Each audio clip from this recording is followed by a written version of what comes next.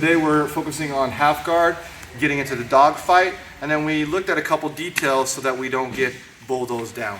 Okay, so half guard.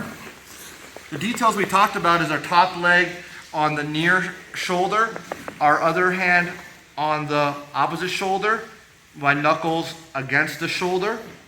And then what we talked about is my arm underneath my leg. Because if he tries to push my knee down, it's very hard to stop.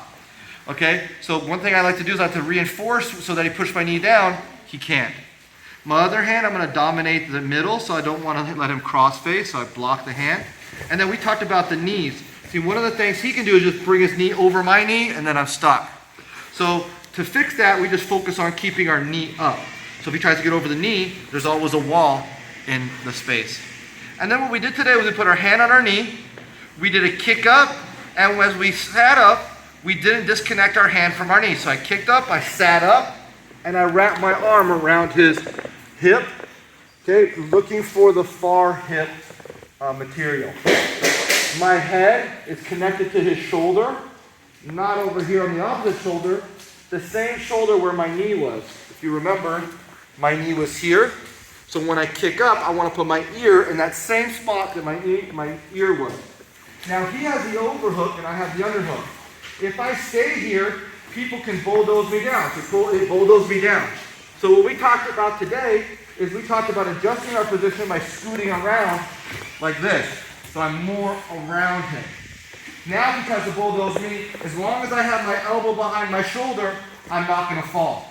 You can see that Coach JJ is trying to center himself back up to have that angle. So I need to keep circling around so that he doesn't get that angle. Okay, now come over towards the feet. Now when people are doing this, it means they're putting forward pressure. So their legs are light. So what we did is we switched the hooks, pulled the leg and dropped our knee. And then it was easy for us to just hop to our knee and be in the dog fight. Now if the leg falls off like this, sometimes I like to use my free leg to scoop it and put it back over my thigh and then lock it down here. As long as I'm behind my teammate, it's really hard for him to put pressure. Try to put pressure. It's very hard for him to put pressure. If I'm up forward by my teammate, it's very easy to put pressure and make me fall down. Okay, so knee shield. Put our hand on our knee, dog, kick through, come up with the underhook, and we just scoot it around a little bit to adjust our position. Just stay right there. So I kick up. This isn't good enough. I make a little adjustment around so that when my teammate tries to put pressure on me, I don't just collapse. If I stay where I was, he puts pressure on me, it's hard to stay up.